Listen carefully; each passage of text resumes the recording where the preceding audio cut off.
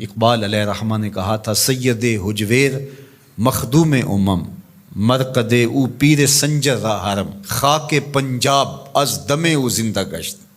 پنجاب کی دھرتی کو جو ایمان کا چراغاں نصیب ہوا تو اس پاکیزہ وجود سے نصیب ہوا ہے۔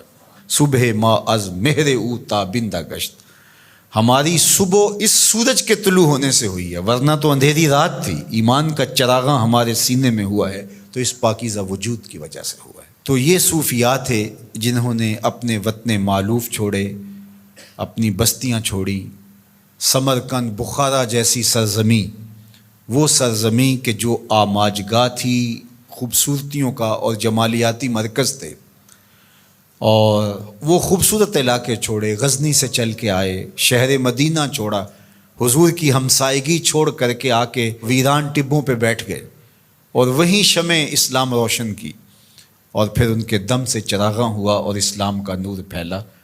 تو ہم اگر صائب مزاج ہوں گے تو ہم کبھی بھی احسان فراموش نہیں ہوں گے، ان بزرگوں کے شکر گزار ہوں گے کہ اگر یہ یہاں آئے نہ ہوتے تو آج ہماری پیشانی بھی کسی پتھر کے آگے سجدہ ریز ہوتی۔ لیکن ان بزرگوں نے ہمارے آباء و اجداد کو اسلام دیا، ہمارے آباء و اجداد کو دین سکھایا، ان کے سینے میں چراغاں کیا حقیقت کا، اور سارے اندھیرے ختم کیے۔ اور آج ہم جیسے بھی مسلمان ہیں، جس طرح کی بھی ہمارے اندر کوتاہیاں موجود ہیں، لیکن شکر ہے ہمارا اللہ پر توکل ہے، ہم اللہ کے ساتھ یقین کا رشتہ رکھتے ہیں، اس کے رسول صلی اللہ علیہ وسلم کا نام ہمارے سینوں کے اندر ٹھنڈک کا سبب اور ذریعہ ہے، صحابہ اور اہل بیت کے ساتھ ہماری محبتوں کا رشتہ مستحکم اور مضبوط ہے۔ تو یہ ان پاک باز ہستیوں کی محنتوں کا ثمرہ ہے جو نصیب ہوا، اور آج ہم ان بزرگوں کے حضور اپنی عقیدتوں کا خراج پیش کرتے ہیں اور اپنی محبتوں کا نذرانہ پیش کرتے ہیں۔ دوسری بات، چونکہ جب کسی چیز کی اصل لوگوں کی ضرورت بنتی ہے تو مارکیٹ میں اسی کی نقل آتی ہے، جس کی اصل قابل قبول نہیں ہے اور جس کی اصل کی ڈیمانڈ نہیں ہے اس کی نقل بھی نہیں آتی۔ تو اس لیے چونکہ صوفیاء کے ساتھ لوگوں کا تعلق، لوگوں کا ربط، لوگوں کا رشتہ محبت بہت گہرا ہے، تو بہت سارے ایسے لوگ جو صوفی نہیں تھے وہ لبادہ اوڑھ کر کے بیٹھ گئے اور لوگ ان کی طرف جانے لگے، پھر ان کے کہے ہوئے جملوں کو آگے نقل کرنے لگے، اور معاشرے کے اندر تصوف کا ایک غلط تصور پھیلا جو کہ تصوف کی روح نہیں تھی۔ سب سے پہلے یہ سمجھیں کہ تصوف اسلام سے متوازی کوئی نظام نہیں ہے۔ اسلام کے مرتبہ احسان کو ہی تصوف کہا جاتا ہے۔ مرتبہ احسان کیا ہے؟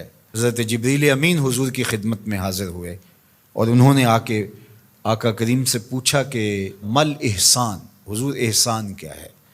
تو آقا کریم نے فرمایا، تو اللہ کی عبادت اس طرح کرے کہ گویا تو اسے دیکھ رہا ہے۔ تو عبادت کو اس طرح سے کرنا یہ مرتبہ احسان ہے۔ دوسرے لفظوں کے اندر اس کو تصوف کہا جاتا ہے۔ اگر آپ سے میں یوں کہوں کہ انما الاعمال بالنیات سے شروع ہونے والا سفر کأنک تراہ پہ ختم ہوتا ہے، اس سفر کا نام تصوف ہے۔ اس کو مرتبہ احسان کہہ لیں، اس کو تصوف کہہ لیں، اس کو صوفیزم کہہ لیں، اس کو کوئی نام دے دیں، تو یہ ہے مرتبہ احسان جو انما الاعمال بالنیات سے شروع ہوتا ہے، اور وَاعْبُدْ رَبَّكَ كَأَنَّكَ تَرَاهُ، اپنے رب کی عبادت اس طرح کرو کہ گویا تم اسے دیکھ رہے ہو۔ تو یہ جتنا احساس انسان کے اندر راسخ ہوتا چلا جائے گا اس قدر وہ بڑا صوفی ہوگا۔